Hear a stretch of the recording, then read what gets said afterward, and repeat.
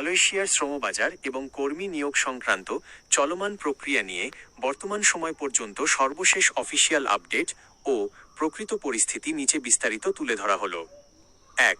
10 জুনের মালয়েশিয়া প্রতিনিধি দলের সফর।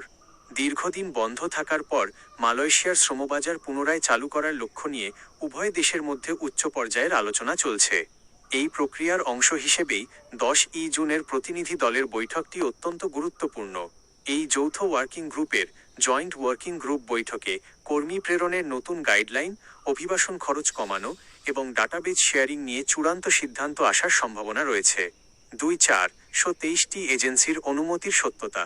সিন্ডিকেট প্রথা বা নির্দিষ্ট কয়েকটি এজেন্সির একচেটিয়া ব্যবসা বন্ধ করতে বাংলাদেশ সরকার পূর্বের 100টি এজেন্সির তালিকা ভেঙে 423টি বৈধ রিক্রুটিং এজেন্সির একটি খসড়া তালিকা মালয়েশিয়া সরকারের কাছে প্রেরণ করেছে।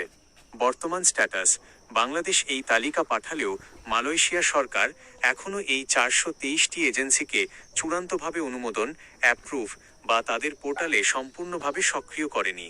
10 জুনের বৈঠকে মালয়েশিয়ার প্রতিনিধি দল এই তালিকার অনুমোদন এবং কর্মী নেওয়ার প্রক্রিয়া নিয়ে তাদের চূড়ান্ত সিদ্ধান্ত জানাবে। 3. মেডিকেল কবে শুরু হবে?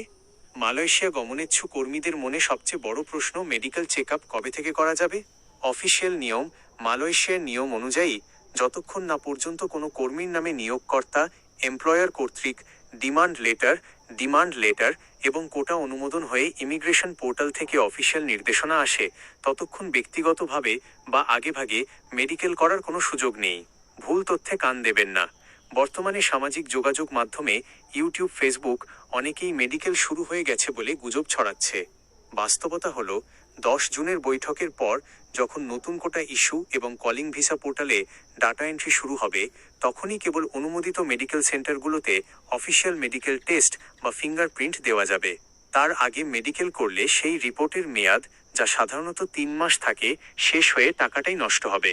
আজকের বার্তা: মালয়েশিয়ার শ্রমবাজার চালুর চূড়ান্ত রূপরেখা আগামী জুনের মাঝামাঝি সময়ে পরিষ্কার হবে।